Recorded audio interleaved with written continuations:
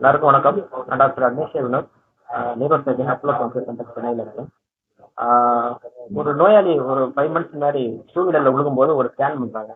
இந்த ஸ்கேன் பண்ணும்போது அவங்களுக்கு பிரெயினில் டியூமர் இருக்கிறத கண்டுபிடிச்சாங்க. ஸோ அதனால் அவங்க எங்கள்கிட்ட கன்சல்ட் பண்ணும்போது நம்ம அந்த பேஷண்ட்க்கு ஃபர்தர் எவாலுவேஷன் பண்ணி பார்த்தோம். அப்படி பண்ணும்போது அவங்களுக்கு இன்சுலார் அப்படிங்கிற ஒரு ரீஜனில் ஒரு டியூமர் இருந்தது. இந்த இன்சுலார் ரீஜன்ங்கிறது பிரெயினில் ஒரு பகுதி. பட் அந்த இன்சுலார் ரீஜனுக்கு பல வேலைகள் இருக்கு.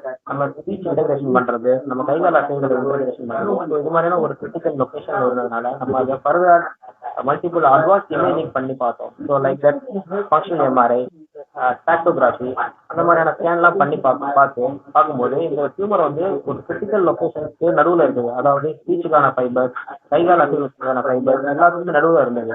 ஸோ நம்ம கன்வென்ஷனலாக அப்ரோச் பண்ணோம்னா இந்த மாதிரி ப்ரொசீஜர்ஸில் வந்து 20-30% சர்ஜரிக்கு அப்புறம் டெபிசிட் வரதுக்கு, அதாவது கைகால் ப்ராப்ளம் வரதுக்கோ இல்லை ஸ்பீச் ப்ராப்ளம், மெமரி ப்ராப்ளம் வரதுக்கு வாய்ப்புகள் அதிகமாக இருக்கிறதுனால இதை நம்ம என்ன பண்ணோம்னா கன்வென்ஷனல் மெத்தடில் பண்ணாமல் வேற ஏதாவது ஒரு சேஃபான முறையில் பண்ண முடியுமா, அதுக்கான சாத்தியங்கள் இருக்கா அப்படின்னு சொல்லி நம்ம பார்த்தோம். அந்த மாதிரியான ஆரஞ்சு பார்க்கும்போது அதுக்கான பொசிஷன் தான் keyhole supra orbital eyebrow approach அப்படிங்கிறது. அது அப்படின்னா என்னன்னா ஒரு ஸ்மால் இன்சிஷன், அதாவது புருவத்தில் நம்ம மேலேயே போட்டு அதுக்கு மேலே ஒரு 2x2 சென்டிமீட்டர் போனை ரிமூவ் பண்ணி அது மூலயமா நம்ம அந்த டியூமரை அப்ரோச் பண்றது. இந்த அப்ரோச் வந்து எங்களுக்கு ஒரு புதியதான அப்ரோச் இல்லை. நாங்கள் இந்த மாதிரியான அப்ரோச் மூலயமா பிரெயினுக்கு முன்புறத்தில் இருக்கக்கூடிய மெனிஞ்சியோமா இல்லைன்னா அனிரிசம் அந்த மாதிரியான ப்ரொசீஜர்ஸ்லாம் நம்ம நிறைய பண்ணியிருக்கோம். பெரும்பாலான சென்டர்ஸ்ல இந்த அப்ரோச்சை பயன்படுத்துறது இல்லை. நாங்கள் இந்த அப்ரோச்சை பயன்படுத்துறதுனால இந்த அப்ரோச்சை இந்த மாதிரியான ஒரு பிரெயின் உள்ள இருக்கக்கூடிய ஒரு கிரிட்டிக்கல் லொகேஷன், இன்சுலாருங்கக்கூடிய முக்கியமான லொகேஷன் இருக்கக்கூடிய பகுதியில் ஏன் பண்ணக்கூடாது அப்படிங்கிறது எங்களோட ஸ்டார்ட் பார்க்குது. ஸோ இதுக்காக நம்ம வந்து ஒரு பிரத்யேகமாக சிமுலேஷன் சர்ஜரி, கெடாவரிக் டிசெக்ஷன் எல்லாமே பண்ணி பார்க்கும்போது நல்ல இது பண்ணுறதுக்கான வாய்ப்புகள் அதிகமாகவே இருந்தது.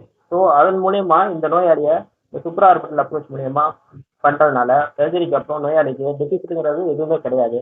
அவங்களோட ரெக்கவரி அப்படின்னு பார்த்தாலும் 48 to 78 ஹவர்ஸில் நம்ம அவங்க டிஸ்சார்ஜ் பண்ணுறோம். 3 to 5 டேஸில் அவங்க பழைய வேலைகள் எல்லாமே அவங்க செய்ய ஆரம்பிச்சிட்டாங்க. அது மட்டும் இல்லாமல் காஸ்மெட்டிக் அப்படிங்கிறது இந்த கேன்சர் சர்ஜரியில் ரொம்ப முக்கியமானது இல்லை. இருந்தாலும் இந்த ஃபீமேல்ஸ்க்கு ரொம்ப இம்பார்ட்டன்ட் திங்க. அவங்களுக்கு இன்ஜெக்ஷன் வந்து போட்டதே தெரியாதனால அவங்க வந்து நோயாளி வந்து ரொம்ப சந்தோஷமா இருந்தாங்க. ஸோ இப்போதைக்கு அவங்களுக்கு ரேடியேஷன் தெரப்பி கிடைச்சிக்கிட்டு இருக்குது.